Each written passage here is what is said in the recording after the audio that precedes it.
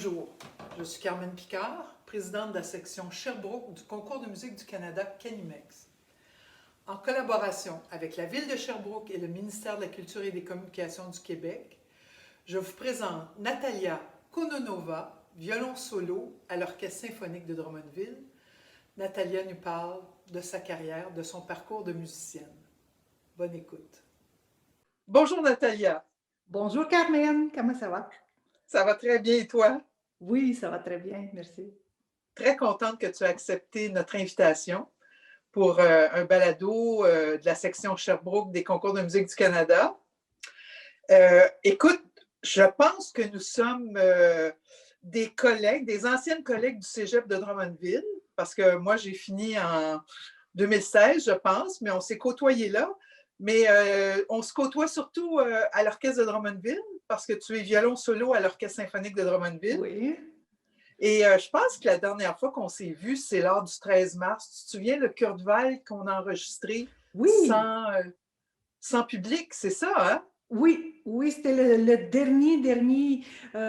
dernière chance à jouer la musique en présentiel avec tous mes collègues, sans masque, sans sans respecter la distanciation. C'était pour le vrai. On a fait la générale qu'on a enregistrée, puis c'était tout. On était obligé de terminer à 5 heures. C'est vrai. Donc, le concert à 7h30 n'a pas eu lieu. N'a pas eu lieu. En tout cas, il s'est passé beaucoup de choses. Ça fait déjà presque un an. Mais ça ne nous empêche pas de parler de musique, puis ça ne nous empêche pas de pratiquer la musique et puis d'en faire comme on peut. Puis, on a la chance d'avoir Zoom pour pouvoir se jaser un petit peu. Écoute, Natalia, moi, je te connais surtout comme musicienne, mais j'aurais voulu avoir un petit peu d'informations sur qui tu es, d'où tu viens d'abord, de quel endroit est-ce que tu es originaire? Je viens de la Russie. Mon accent, évidemment, il vient de la Russie. Je suis née à Saint-Pétersbourg, dans une des plus belles villes du monde, je trouve, avec une belle architecture. J'étais élevée dans les bâtiments historiques. Mon école, le conservatoire, toutes les salles de concert, elles sont de toute grande beauté. Surtout le conservatoire puis les salles de concert sont construits par les grands architectes italiens. Donc, j'étais élevée dans la beauté. C'est ça, je suis chanceuse. Tu étais entourée de beauté dès le jeune âge.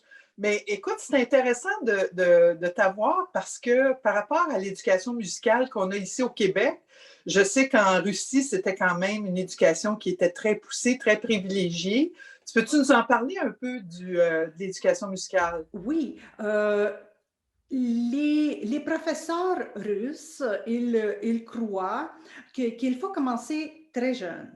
Donc, ils encouragent les parents d'amener les enfants dans les petites écoles de musique à l'âge de 5-6 ans. Et ils commencent les cours, et il y a tout de suite les cours de solfège, les cours d'instruments. Souvent, pas souvent, c'est deux fois par semaine, 45 minutes ou 1 heure. Donc, on commence déjà très, très, très condensé tous ces cours rendus à l'âge de 7 ans. Souvent, les enfants peuvent produire quelque chose assez intéressant. Pour ça, il y a quelques écoles très spéciales en Russie, peut-être il y a 4-5. Les écoles qui sont affiliées au conservatoire, et ils donnent une éducation, comme on dit en bon québécois, crème de la crème. Oui. Donc, dans les cours académiques, on a les ajouts de cours spécial. Donc, dans mon horaire, j'avais 3 fois par semaine les cours de solfège, les cours de littérature musicale à partir de 4e année. Hmm. Après ça, absolument, on avait le chant choral. Puis, par-dessus de ça, après les heures de l'école, on avait 2 fois par semaine avec le prof d'instrument et on avait 1 fois par semaine les cours de piano complémentaires imposés. C'était quand même assez lourd pour des jeunes enfants comme ça. Toi, est-ce que tu as commencé au violon? Oui, oui, j'ai commencé à violon à l'âge de 4 ans. En fait, mon éducation musicale a commencé dans mon berceau. Hmm. Mon berceau était placé juste à côté du piano. Ma grande sœur a pris les cours de piano et son prof a venu chez nous, une vieille madame très gentille. Donc, moi, j'étais toute calme dans mon berceau, puis j'ai écouté les cours du piano de ma sœur. Puis, à l'âge de 2 ans, cette dame a dit « Oh, cette petite fille, elle a du talent ». Puis à Hmm. l'âge de 4 ans, elle a dit à ma mère, c'est le temps. C'est Là, le temps. il faut commencer, il faut amener la petite fille dans une école de musique. Alors, comment Euh, ça se fait que tu as fait du violon plutôt que du piano? c'est ça, j'arrive là. Ma mère a dit, j'ai un piano chez nous, donc j'aimerais que la petite fille commence ses cours en piano. Hmm. Mais les professeurs dans quelques écoles de musique, ils ont regardé ma main, ils ont testé mes oreilles et ils disent non, non, non, non, non. Avec ces oreilles, puis avec cette construction de main, je ne sais pas qu'est-ce qui est spécial, Hmm. euh, violon seulement. Ma mère dit, ben, moi, je ne connais rien de violon. Elle a essayé une autre école, et partout, elle avait une réponse, non, non, non, seulement le violon. Donc, Wow. ça finit que mon père est allé dans un magasin de musique et il m'a acheté un petit violon. Puis, Hmm. je me souviens la date, le 8 septembre, on est allé prendre mon premier cours de violon. Ça devait être quand même extraordinaire pour un jeune enfant comme ça d'avoir cet instrument-là que finalement que tu ne connaissais pas du tout, là, que tu n'avais jamais manipulé. Je me souviens pas de ça, maman. C'était euh, tout ce que je me souviens. J'ai l'impression que le violon est devenu comme une extension de mon corps. Hmm. Parce que tu Donc, as commencé si jeune aussi, oui, le fait de commencer si jeune, oui, probablement, c'est probablement. ça. Puis à l'âge de 7 ans, ma mère m'a amenée aux auditions dans cette école très spéciale parce qu'une Mhm. autre fois, elle était dit que la petite fille a un talent assez extraordinaire. Bon. Mhm. Euh, donc, j'ai fait l'audition dans cette école très spéciale. Puis, j'ai réussi. On avait, je pense que 28 places, puis on avait 300 applications. Aïe, aïe, aïe. Alors, c'est vrai ce qu'on dit qu'en Russie, l'éducation, les jeunes qui sont découverts, ils sont vraiment soutenus dans l'apprentissage là, quand ils ont un talent comme ça. Oui, oui, ça c'est absolument soutenu. J'espère très bien, très Encore fort maintenant. que ça va rester comme ça. Ça c'est soutenu par l'État. Oui. Euh, Même les petites écoles de musique dans chaque quartier, disons comme ça, Oui. souvent ils sont soutenus aussi par le gouvernement. Il y a le pays, mes parents ont payé vraiment quelque chose de très symbolique. Ah oui. Hmm. Ah, ça, c'est quand même un avantage. Donc, j'étais pour dire c'est très démocratique, c'est pas le bon mot, Mais mais écoute, il faut quand même que tu fasses les examens. ouais. Il y a toujours la liste d'attente. Donc, si tu Mhm. si tu es pas capable d'atteindre Le niveau, certaines exigences. Donc, c'est il y a ça. les listes d'attente, il y a toujours Oui, une oui, oui. disposition, surtout à mon école où j'ai été à partir de 7 ans. C'était toujours une grande pression. Bon, va pratiquer, sinon il y a une liste d'attente. Oui, oui, OK. Donc, il fallait quand même performer. À quel âge, toi, tu as réalisé que tu aimais ça être sur scène? Parce que quand même, on fait des choses, bon, on fait de la musique. Moi aussi, j'ai commencé tout petite. Mais le moment où tu t'es dit, tiens, je suis à l'aise, puis c'est ça que je veux faire. Je me souviens de ce concert, j'avais 9 ans. J'avais Hmm. 9 ans, j'étais sur scène, la petite salle de, je ne sais pas, 60, 70 personnes était pleine. C'était juste un concert régulier au mois d'octobre. Puis, j'étais tellement contente que tout le monde m'écoute, puis je peux m'exprimer, puis je me suis demandé, est-ce que je joue assez intéressant pour entretenir ces gens? Est-ce que Hmm. est-ce que je fais tout mon meilleur? Ah, peut-être je peux faire quelque chose de meilleur, quelque chose de mieux. Peut-être, ah, peut-être ici, je peux jouer un petit peu avec mon son. Je dois dire que l'acoustique dans cette petite salle était magnifique. Donc, tu peux Hmm. vraiment faire toutes sortes d'expérimentations avec le son, C'est avec quand même les... incroyable que déjà à cet âge-là, tu disais, je peux améliorer quelque chose de moi-même et non Oui, pas n'être qu'une bonne élève. oui, Alors, tu oui, oui. sentais que tu pouvais t'exprimer avec ton instrument. Oui, oui.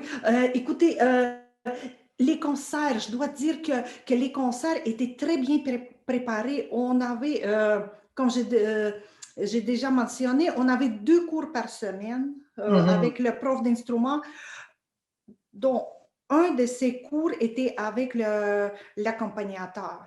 Donc, on avait Toutes les semaines, quand oui, même. toutes les, Ou disons, presque. à partir de troisième semaine, tu es déjà supposé de bien connaître ta pièce, que le Mm. pianiste peut venir. Donc, on Souvenir. avait beaucoup de répétitions.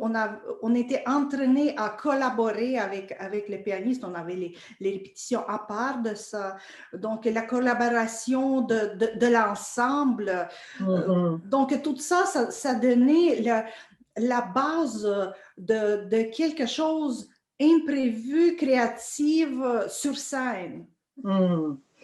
Et quand est-ce que tu disais bon, les professeurs vous conseillaient ou vous suggéraient de participer à des concours? Alors, à quel moment ça s'est réalisé pour toi? Vers quel âge? Ça a été quoi tes premières expériences? Première expérience, c'était à 16 ans. Mhm. Je suis allée en Sibérie pour participer dans un concours des jeunes. Donc, je pense que la catégorie de l'âge était 12 à 12 à 16. Là, j'ai reçu un diplôme, donc je suis rendue en finale. Il y avait 3 parties. Puis, une demi-année après ça, en octobre, je suis allée à Kazan, c'est République tatare. Il Mhm. y avait le concours national de la Russie. Euh, ça, c'était très sérieux. Le niveau était semblable au concours international de Montréal. Mhm. Et le répertoire, le choix de répertoire était semblable. Euh, donc, c'était un concours national, 3 parties.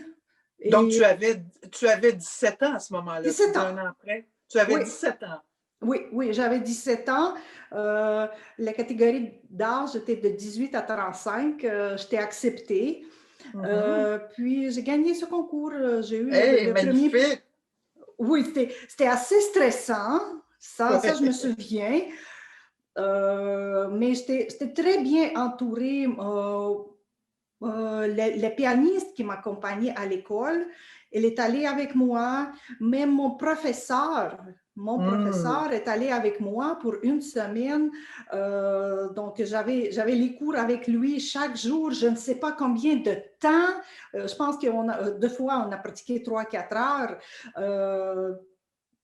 Puis c'est non seulement l'entraînement l'entraînement de violon, il y avait beaucoup d'entraînement psychologique, comment aller sur scène, comment aller devant ce jury avec les violonistes très connus, les violonistes que je vais aller voir au concert, qui jouent magnifiquement. Puis moi, une petite violoniste de 17 ans, je joue devant eux. Ça c'était un aspect de préparation psychologique. Qu'est-ce que tu dirais, Natalia, qui a été, te rappelles-tu d'un conseil qui t'a été particulièrement utile? Tu sais, tu dis tout le suivi psychologique. Pour toi, là, personnellement, qu'est-ce qui t'était utile avant d'aller sur scène?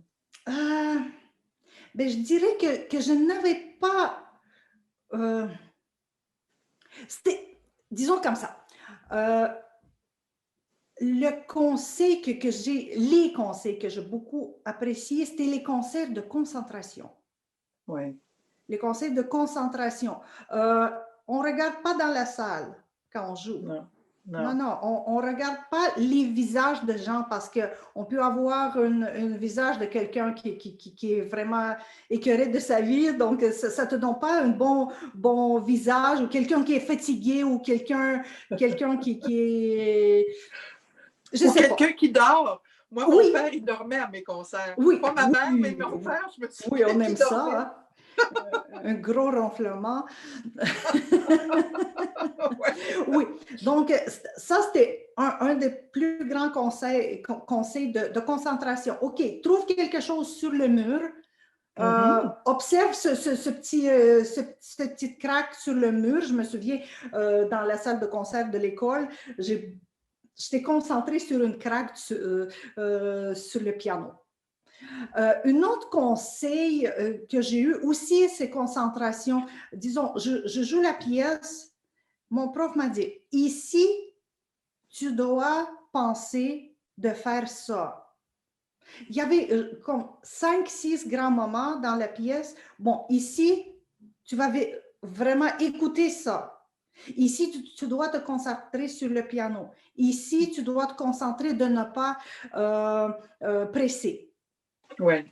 Ici, tu dois te concentrer sur le beau vibrato de 4e doigt. Et je me souviens, une fois, mon prof m'a dit, est-ce que tu peux faire cette note pour moi? Écoutez, je la fais toujours, je fais tout, même maintenant, si je joue cette pièce, je fais cette note pour lui. Pour lui, ah, c'est bon. Pour lui. Donc, tu avais comme une chorégraphie là, de la pièce. Tu avais oui. C'est ça, un déroulement quand même assez précis dans ta tête. Absolument, absolument. Ouais. Puis il y avait les moments, oui, quand je pouvais me laisser aller, juste laisser ma main jouer parce que c'était tellement bien appris. Donc, je me laisse jouer. Mais rendu là, OK, là, concentre-toi. Ici, je dois faire ça. Ici, il y a un grand saut. Il faut que je l'ai. As-tu déjà eu peur? Te rappelles-tu du moment où, parce que tu dis que vous étiez extrêmement bien préparé, mais je ne sais pas, moi, un moment où quelqu'un dérangeait ou l'éclairage, y avait-tu déjà quelque chose qui t'a... Non? Non, mais par exemple, j'ai eu les rêves de peur, tu sais, les rêves de musicien. Je pense que tu l'as eu aussi. Tu te réveilles le matin, tu es toute nerveuse. Exemple, tu arrives au concert, tu n'as pas de partition et tu dois jouer une pièce que tu n'as jamais regardée. Ou tu ouvres ta boîte, il n'y a pas de violon, ton concert est dans 5 minutes. Donc, les rêves comme ça, ça, c'est épeurant. Ça, il y aurait un livre à faire. Parce que tous les musiciens, là, on a rêvé à des trucs comme ça. Moi, je me souviens, j'arrivais au piano, puis c'était pas le bon concerto. Alors, je ne l'avais pas travaillé. Alors, je me levais, puis je le chantais au lieu de le jouer. Des affaires qui n'ont pas d'allure, là. Voilà. Il y aurait vraiment un livre à faire. Ça, c'est drôle. Voilà. Non, c'était vraiment pas question que je vais au concert, que quand je ne suis pas préparée. Non. Et maintenant que tu enseignes, parce que quand même, tu enseignes le violon et d'autres choses. Mais si on se concentre sur le concours, on avait parlé de répertoire, parce que toi, tu dis, bon, à 17 ans, c'était déjà un répertoire de concours international. Si on parle du concours de musique du Canada, est-ce qu'il y a des choses particulières parce que tu as présenté des étudiants au concours du Canada? Euh, Écoutez, ça fait à partir de 2012, je pense que je présente, ou 2013, je présente mes élèves au concours. Euh, c'est c'est un- euh, c'est une grande préparation. C'est non seulement le Oui. travail avec l'élève, il y a un grand travail chez nous. Mm. Je dois penser au répertoire. Je peux commencer cette recherche de répertoire au mois de juillet. Mm. Je regarde où mon élève est rendu. Il est Oui. rendu à quel âge, euh, à quelle catégorie d'âge. Donc, Oui. je regarde tout de suite les exigences du concours, Mm. lesquelles études, je dois choisir lequel cahier d'études, je dois choisir, ce cahier ne me plaît pas, donc je peux prendre le cahier de prochaine catégorie d'âge. OK, Oui. quelle pièce je dois choisir? Euh, Non seulement la pièce euh, qui va bien présenter mon élève, mais si mon élève se présente au concours, ça veut dire qu'il a déjà une gote, Oui. qu'il veut. Mm. Euh, donc, une pièce qui sera un défi pour lui ou pour elle, que l'élève aura le goût à pratiquer ce répertoire Mm. pendant longtemps parce on doit tester ce répertoire euh, avant de déposer l'application. Oui. Et on doit garder ce répertoire jusqu'au mois d'avril, Oui. avril-mai. Oui. Donc, c'est vraiment une question de garder l'intérêt de l'élève à ce répertoire, une, euh, un aspect de showpiece aussi. Oui. Il faut un peu. Parce que Oui, c'est quand même une responsabilité de ce que je comprends, puis je partage ça aussi, tu sais, c'est difficile, on a une responsabilité quand même. Comme tu dis, on veut que l'élève paraisse bien, mais on veut aussi qu'il progresse. Alors, des fois, c'est des défis, puis on se demande s'ils vont atteindre ce défi-là au moment du oui, concours. oui, puis garder son intérêt, Oui. garder le courage, Mhm. euh, euh, donner la motivation, tout ça, bien entouré, travailler avec le piano. Je sais Mhm. pianoter un petit peu, donc Mhm. je peux donner un petit exemple. Ce sera quoi dans ton accompagnement? C'est ça que tu vas devoir travailler avec le pianiste. Donc, le travail, comme j'ai dit, le travail de professeur commence pas à l'apprentissage de la pièce. Ça Non, commence bien beaucoup avant. avant au choix de Mhm. répertoire. Ah oui.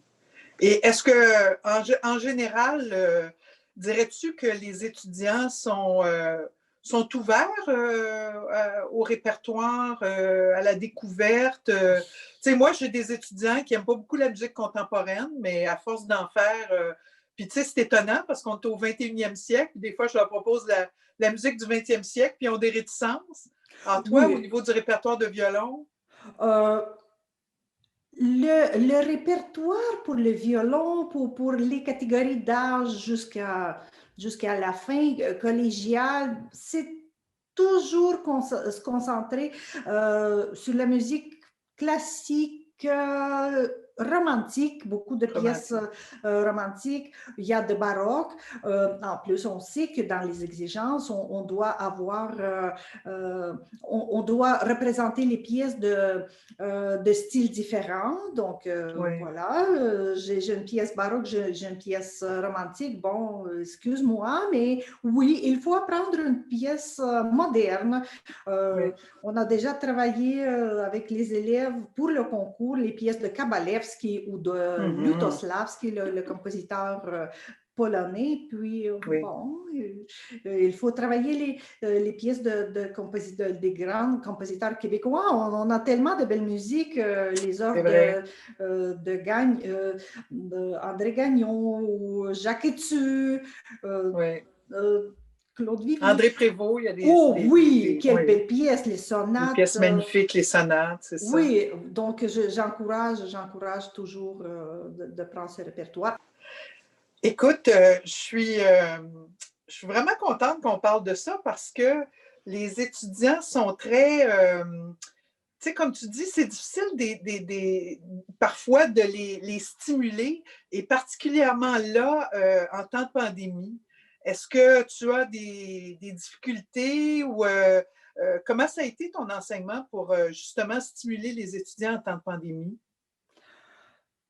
Écoute, c'était très bizarre, mais je trouvais que la pandémie a motivé et donné plus de temps à mes étudiants. J'étais extrêmement surprise que la majorité de mes étudiants m'a contacté pour commencer les cours dès la fin mars.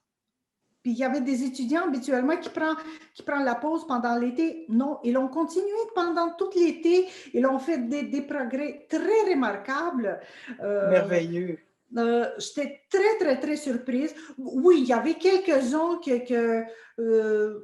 fallait que j'essaie de convaincre, de dire, OK, je vais te donner un cours gratuit, juste un cours d'essai. Si ça ne marche pas, on ne va pas le continuer.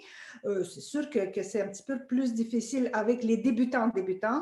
Oui. Mais si ce n'était pas la majorité. Les autres étaient dans la minorité, oui. Oui, ça. Même les enfants qui savaient déjà jouer, qui ne savaient pas trop lire la musique, tout à coup, ils ont amélioré la lecture parce que il n'y a pas de Madame Natalia qui est là de dire chaque note. Il faut que tu t'améliores. On a fait les cours d'initiation de théorie musicale. Écoute, c'est très intéressant. Je trouvais ça formidable. Mes élèves étaient très, très enthousiastes de continuer les cours en musique. Dès qu'on avait une chance de se voir à l'école ou au cégep, tant mieux, on était extrêmement heureux. Mais je trouvais que ce temps de pandémie a renforcé quelque chose dans mes étudiants.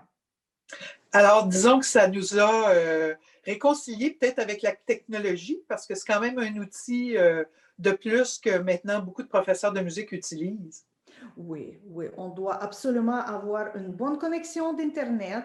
Ce que je suggère aux élèves et aux professeurs, un bon micro. Donc, oui, j'ai le même. Oui.